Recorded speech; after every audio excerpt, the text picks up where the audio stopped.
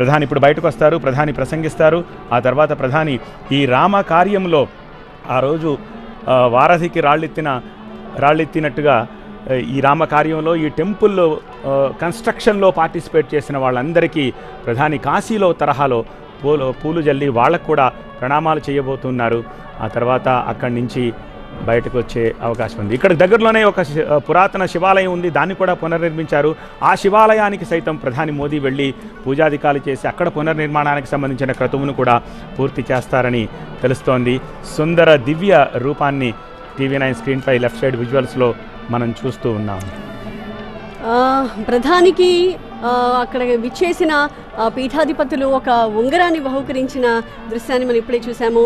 వారి ఉంగరం వేలుకి ఆ ఉంగరాన్ని ధరింపజేశారు స్వామీజీ. అలాగే అక్కడికి విచ్చేసిన ఇతర పీఠాధిపతులు, స్వామీజీలు వీళ్ళంతా కూడా తమ తమ రీతిలో ఈ కార్యాన్ని ఇంత భుజానికెత్తుకుని సక్సెస్ఫుల్గా నిర్వర్తించిన ప్రధాని మోదీకి తమదైన శైలిలో అభినందనలు తెలుపుతూ ఉన్నారు.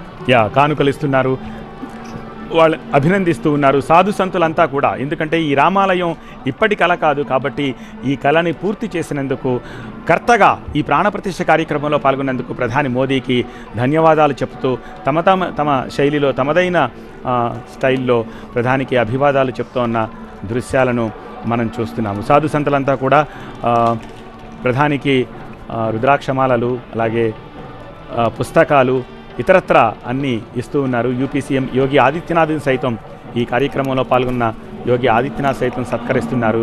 అలాగే గవర్నర్ ఆనందీబెన్ పటేల్ని, ఇతరత్ర అందరినీ కూడా సత్కరిస్తున్న దృశ్యాలను చూస్తున్నాము.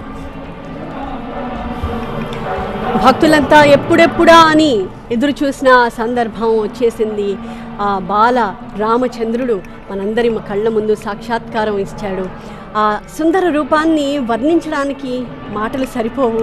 తెలుగు భాషలో ఉన్న పదాలన్నిటినీ కలిపి ఆ మూర్తిని వర్ణించాలనుకున్నా అదొక పెద్ద ప్రయాసే అవుతుందేమో సత్య. అసలు సాధ్యం కాదేమో అనుకున్నది సజీవ సాక్ష్యమై ఇప్పుడు మన కళ్ళ ముందు ఆవిష్కృతమవుతుంటే ఇంతకు మించిన అపురూప సన్నివేశం మనందరి జీవితకాలంలో ఇంకేముంటుంది అని అనిపిస్తుంది.